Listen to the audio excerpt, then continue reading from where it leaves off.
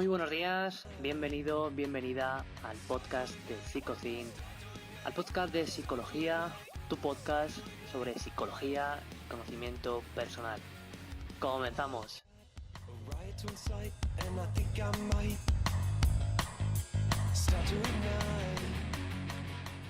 Muy buenas, ¿qué tal? ¿Cómo estás? Bien, vamos a continuar hablando de la ansiedad, de todo esto que estamos hablando en los últimos podcasts sobre este tema, sobre el tema de la ansiedad. Y bueno, vamos a seguir hablando sobre el componente, mejor dicho, que nos falta, que es el plano de cómo actuamos, el plano conductual de la ansiedad. Es decir, cómo nos comportamos con nuestra ansiedad, cómo nos relacionamos. Te recuerdo que en anteriores podcasts ya hemos visto qué es esto de la ansiedad y el miedo, cuál es el componente fisiológico y la importancia del componente cognitivo. Es decir, todo aquello que pasa por nuestra mente. Especialmente cuando hablamos de ansiedad y, por supuesto, de anticipar lo que va a ocurrir. Vale, hoy lo que vamos a ver son las maneras, formas que tienen las personas, o que tenemos todos en un momento y que seguro que tú tienes y yo tengo, de relacionarnos con nuestra ansiedad. Y digo en un primer momento porque lógicamente no nacimos sabiendo. Y es importante que en ciertos momentos sepamos que hay que trabajar estos conceptos y esta forma de relacionarnos. Bueno, ¿cómo son las relaciones con la ansiedad?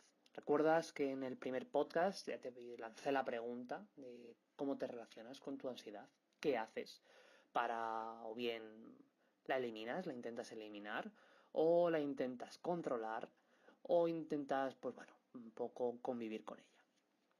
Bien, lo primero que vemos en consulta, que vemos muchísimo en los psicólogos, es que a través de múltiples encuestas o bien los propios pacientes que nos digan sus preocupaciones o mismamente a través de la cuenta de Instagram las preguntas que me suele hacer la gente, es que todo el mundo, casi todo el mundo, queremos controlar esa ansiedad o evitar a toda costa experimentar esta ansiedad o este problema que estamos teniendo. Control, control, control y más control, ¿no? Bueno, la vivencia de la ansiedad, me gustaría que entendieses, se intenta controlar. Y es en este punto que en muchos casos tenemos que el problema aumenta y en primer momento solución que intentamos aportar se convierte en un problema.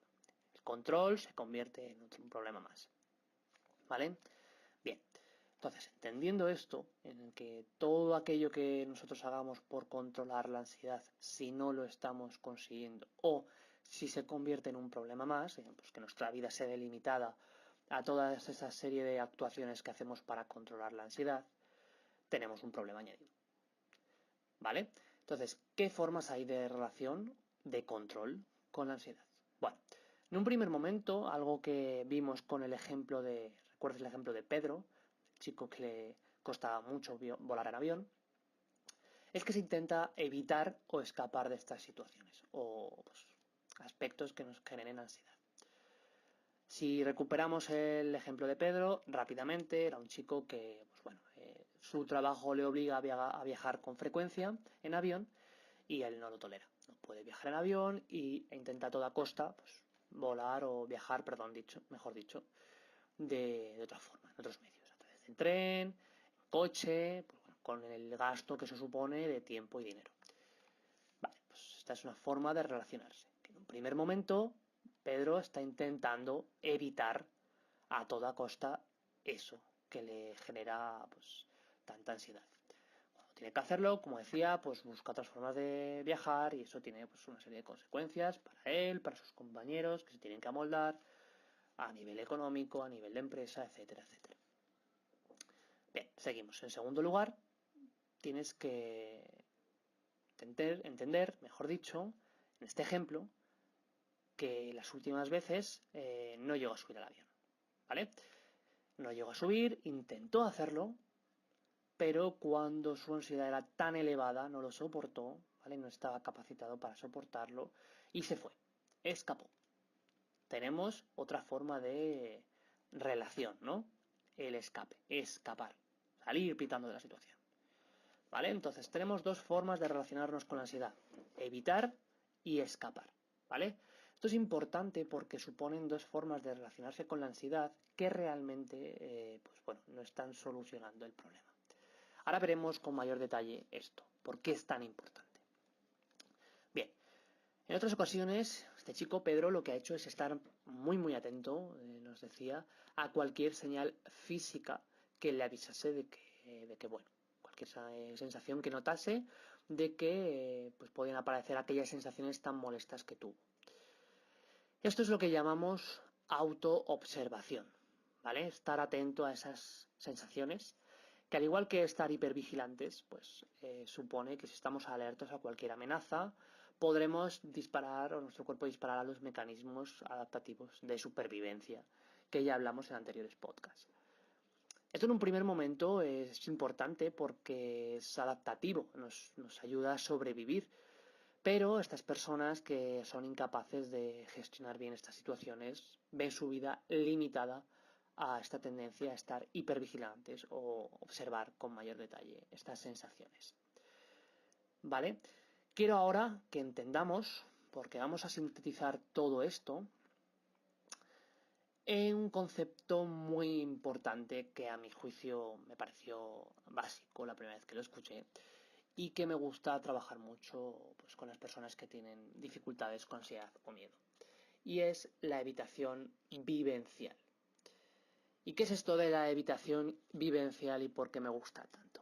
Bueno, la evitación vivencial lo que hace referencia, aquello que engloba, es todos esos intentos o esfuerzos que hace esa persona, que haces tú si estás pasando por una situación parecida, por evitar o suprimir de algún modo pues todas tus vivencias relacionadas con todo esto. Todas esas vivencias que has evaluado negativamente, todas esas sensaciones corporales, emociones, pensamientos, preocupaciones y los recuerdos que tanto malestar te generan. ¿Por qué es importante esto? Porque bueno, si recuperamos el ejemplo de Pedro, Pedro lo que realmente está intentando evitar no es en sí el avión o el aeropuerto.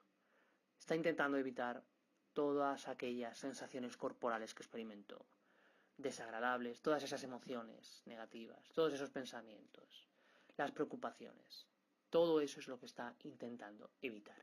Y ese es el núcleo de la ansiedad. Repito, ese es el núcleo de la ansiedad. ¿Vale?